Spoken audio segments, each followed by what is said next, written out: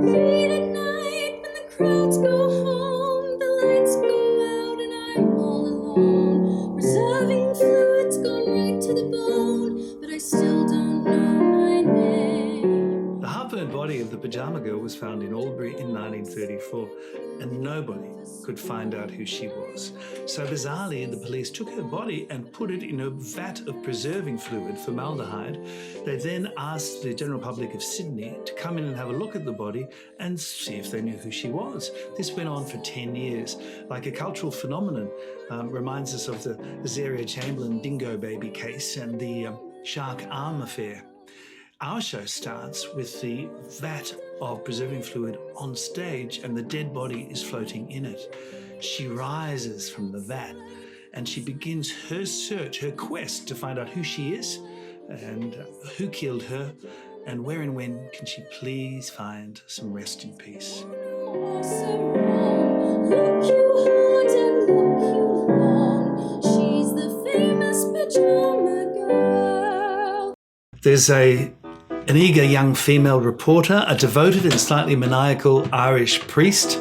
There's a retiring police commissioner who's really desperately concerned for his pension and his legacy. And there's an Italian migrant, Tony Agostini, who's a big fan of Mussolini and a potential wife killer. Maybe the mystery is solved. Maybe the truth was never out there to begin with. But it's one hell of a journey. Listen or I'll shoot your head off. I've been to see the Pope. He's a trifle busy with the war he's in, but he's got my back when it comes to sin. He's a trifle busy with the war he's in, but he's got my back when it comes to sin. And he thinks you're quite the dope. Musically, what I've tried to do with the Pyjama Girl is conjure something of the era in which the story is set, the 1930s and the 1940s. But hopefully it speaks in its own language to a contemporary audience. Stephen's words and my music marry very well. They seem to occupy the same universe. There's an awful lot of dark irony, clever wordplay, but hopefully it expresses something about the human condition, which I think will appeal to a modern audience. And the press put me down like a uniform clown, but the press and my bloody employers. Governor, governor, let's make a toast to the pre-war years. Champagne anywhere? Waiter! It's a very entertaining show. Hopefully it'll be enjoyable for the audience to watch, as enjoyable as it is for us to perform. It's a wonderful cabaret style. The black comedy comes forward, and also we play around with time. We jump back and forth in time, not confusing away from the issue, which is this woman's story, this woman's need to find out her identity, while everyone else seems to try to draw on her story, and even in a voyeuristic way, misuse the energy behind it all.